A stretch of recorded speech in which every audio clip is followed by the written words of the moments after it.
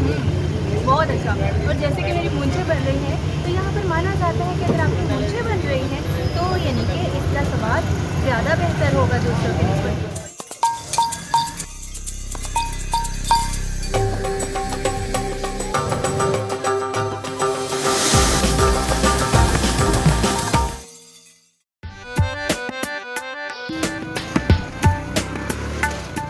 अस्सलाम वालेकुम, मैं हूँ सना राव फैसलाबाद से।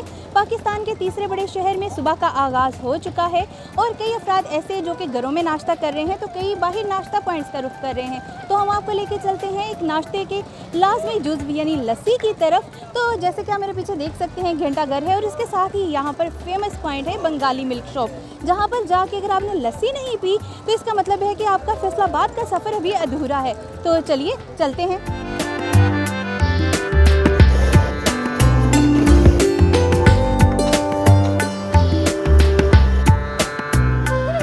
पुराने लालपुर का घंटा घर अपने 8 बाजारों समेत मौजूदा फैसलाबाद में भी शान और शौकत से खड़ा है। और वहीं मिंटगुमरी बाजार में दाखिल होने से कबल वाक़या है बंगाली लस्सी शॉप, जिसकी बुनियाद क़याम पाकिस्तान से कबल एक बंगाली शख्स ने रखी थी। वो मालिकान बदले गए लेकिन ये आज भी कायम है।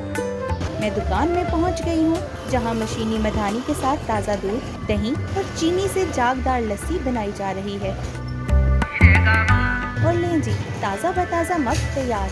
वहाँ मौजूद लड़के भी बिना देर किए तेजी से ठंडे ठार गिलास ग्राहकों तक ले जा रहे हैं। यहाँ के ओनर से बात करके इसके बारे में मजीद जानते हैं। म्यार का दूध होता है, म्यार के दूध से हम लोग दही बनाते हैं। हम यहाँ पे पानी का इस्तेमाल नहीं करते। और ये जो लस्सी है यहाँ पे इंशाल्लाह ताला 24 तो नहीं 22 ओवर मिलती है। पंजाब का रवायती मशरूब मानी जाने वाली मीठी लस्सी मज़ेदार तो है, लेकिन साथ ही गर्मी का जोर भी तोड़ती है, जिससे जिस्म में सुरूर किसी कैफियत पैदा हो जाती है। इसलिए तो शहरी दूर दराज इलाकों से भी यहाँ का रुख करते हैं ताकि दिन का आगाज भरपूर तरीके से किया जा सके।